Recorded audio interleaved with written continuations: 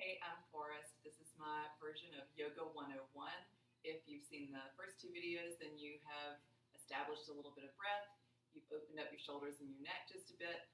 And so now we're going to do cat-cow, plank, and downward facing dog. These are three really common things to do that sometimes are attached to each other with some movement. They're simple, they're core work, and they're something you would encounter in almost any yoga class. So first, we'll start with tabletop, which is just hands and knees. And you want your hands to be really wide, and you really want your fingers plugging in, almost like cat claws. You want your belly to be lifting and your chest open.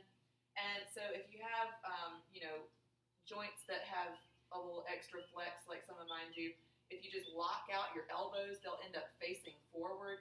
You want to make sure that those insides of your elbows face each other to the inside.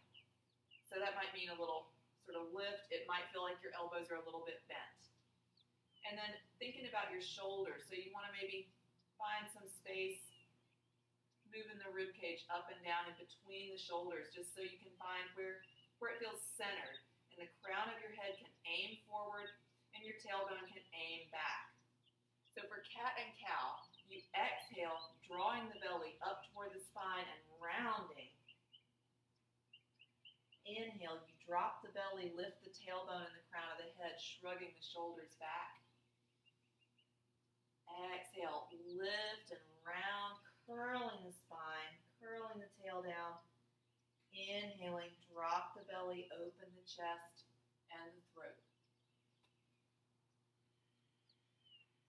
And you almost always do these poses together because they're really healthy for the back and they really open up the spine. So then from your tabletop, you might tuck your toes and find a plank, really pulling the heels back, lifting through the belly while you let that tailbone ease back through the heels. And you have a really open chest here. Your knees can be down, but it's all the same alignment with the tailbone reaching through the heels, long straight spine lifting through the belly. For downward facing dog with the same spacing, you lift up through your belly, press into your hands, and you're going to press into the knuckle mounds, knuckle pads of the hands all the way through the fingertips here. You want to really let your heels relax down, and you want to let your knees relax so that when you press into your hands, your ears come back through the arms, your shoulders slide down your back, and your chest is opening towards the thighs. And you're breathing. And again, you may be bending elbows, really letting the shoulders squeeze back. And you can float, pulling the belly in, rolling up for that plank. Exhaling, lifting, pressing to downward facing dog. And you can just drop your knees down to get back out of a downward dog. Maybe rolling the hands around with the wrists. And then if your hands or your wrists have issues, one option is to work from your forearms.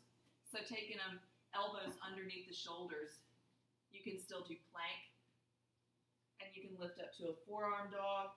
You might shorten up a little bit for that, still with the knees loose.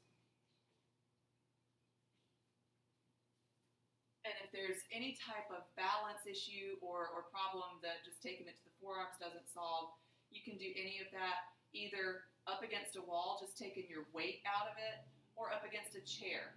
So using any kind of prop, the whole point is just to get that line from shoulder through the wrist, the force coming up through the hand, or through the upper arm,